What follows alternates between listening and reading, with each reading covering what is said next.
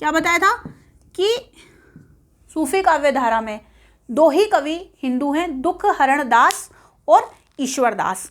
तो ईश्वर दास को सबसे पहले किसने माना है? हजारी प्रसाद द्विवेदी।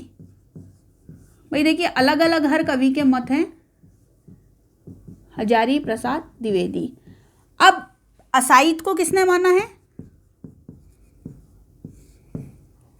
असाइद को माना है गणपति चंद्र गुप्त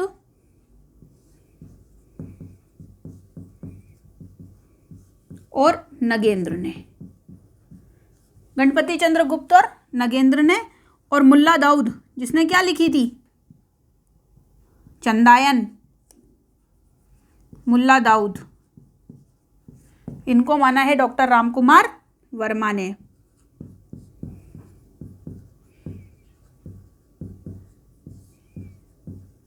और चंदायन किस पे लिखी थी बताया था ना मैंने आपको?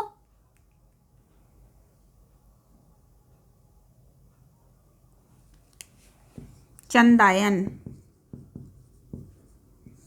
चंदायन मोहम्मद बिन तुगलक के भाई पर लिखी गई थी, है ना? मोहम्मद बिन तुगलक के भाई पर लिखी गई थी। अगला देखिए सूफी जो इस्लाम जो है ना, तो अब जो भी प्रश्न आ गया उसका हम उत्तर लिखेंगे कि प्रथम कवि के बारे में जो भी प्रश्न आ गया उसका हम उत्तर लिखेंगे कि कुतुबन को सबसे पहला कवि किसने माना? आचार्य रामचंद्र शुक्ल ने माना। ईश्वर दास को किसने माना? हजारी प्रसाद द्विवेदी ने माना। असाइद को किसने माना?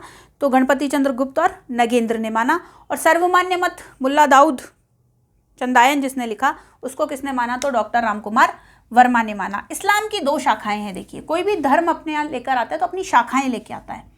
उसकी दो शाखाएं। इस्लाम की शाखा, बहुत ही महत्वपूर्ण प्रश्न पूछा जाता है। एक तो है शरा, दूसरी है बेशरा। शरा और बेशरा। और सूफी जो काव्य धारा है वो भारत के जो सूफी हैं वो इस बेशरा काव्य धारा, शरा माने शरीयत के नियमों के आधार पर चलने वाली है और बेशरा माने शरीयत के नियम विहीन शाखा है जो शरीयत के नियमों को कम मानती है, नहीं मानती है।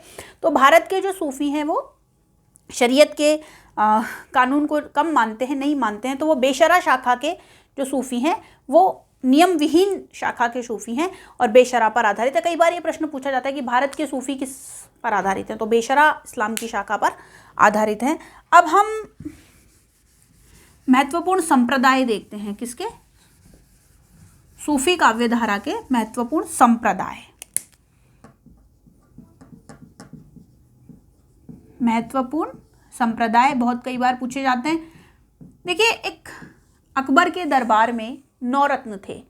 उनमें से एक रत्न था अबुल फजल। क्या नाम था? अबुल फजल। फजल है ना, जिन्होंने क्या लिखी थी? आईने अकबरी। क्या लिखी थी? आईने अकबरी।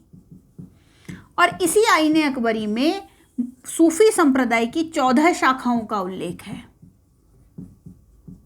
कितनी शाखाओं का उल्लेख है? 14 शाखाओं का उल्लेख है।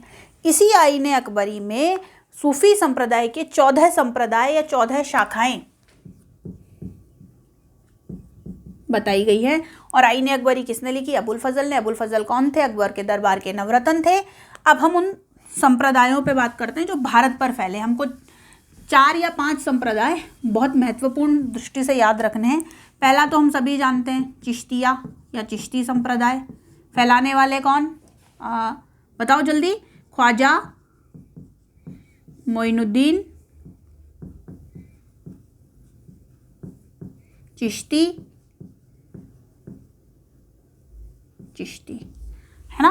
ख्वाजा मोइनुद्दीन चिश्ती पृथ्वीराज चौहान के साथ भारत आए। और कौन सी शताब्दी में ये संप्रदाय फैला? 12वीं, है ना। ख्वाजा मोइनुद्दीन चिश्ती पृथ्वीराज चौहान के साथ भारत आए थे। और कौन सी शताब्दी में ये संप्रदाय जो भारत में बहुत अधिक प्रचलित है, हम सभी जानते हैं ख्वाजा मोइनुद्दीन चिश्ती को, अजमेर में जिनकी दरगाह है, 12वीं शताब्दी में ये संप्रदाय फैला। दूसरा है सोहरावर्दी संप्रदाय। सोहरावर्दी संप्रदाय सुर्खपोश है ना, इसका ध्यान रखना है। जलालुद्दीन सुर्खपोश इसके जलालुद्दीन सुर्खपोश, इसके जो फैलाने वाले थे वो जलालुद्दीन सुर्खपोश थे। लेकिन भारत में किसने फैलाया? भारत में बहीउद्दीन जकारिया ने फैलाया। बहीउद्दीन जकारिया कौन सी शताब्दी में? 13वीं शताब्दी। कौन सी शताब्दी? 13वीं शताब्दी। चिश्ती संप्रदाय, ख्वाजा मोइनुद्दीन चिश्ती 12वीं शताब्दी में फैलाया, पृथ्वीराज चौहान के साथ भारत आए। दूसरा संप्रदाय था सुहरावर्दी संप्रदाय, इसको जलालुद्दीन सुर्खपोश ने प्रारंभ किया, उसके प्रवर्तक थे। ध्यान रखिएगा, सुहरावर्दी संप्रदाय जलालुद्दीन सुर्खपोश, और भारत में किसने फैलाया? बहीउद्दीन जकारिया ने फैलाया 13वीं शताब्दी में। अगला देखिए कादरी संप्रदाय, अब्दुल कादरी। देखिए कादरी संप्रदाय, ये बहुत महत्वपूर्ण संप्रदाय है, कादरी संप्रदाय। इसको फैलाया अब्दुल कादिर जिलानी। और शताब्दी कौन सी? 15वीं शताब्दी। 15वीं शताब्दी में किसने प्रारंभ किया? अब्दुल कादिर जिलानी ने, 15वीं शताब्दी। लेकिन इसके एक संत थे सैयद मोहम्मद गोश। सैयद मोहम्मद गौश, क्या नाम था? सैयद मोहम्मद गौश।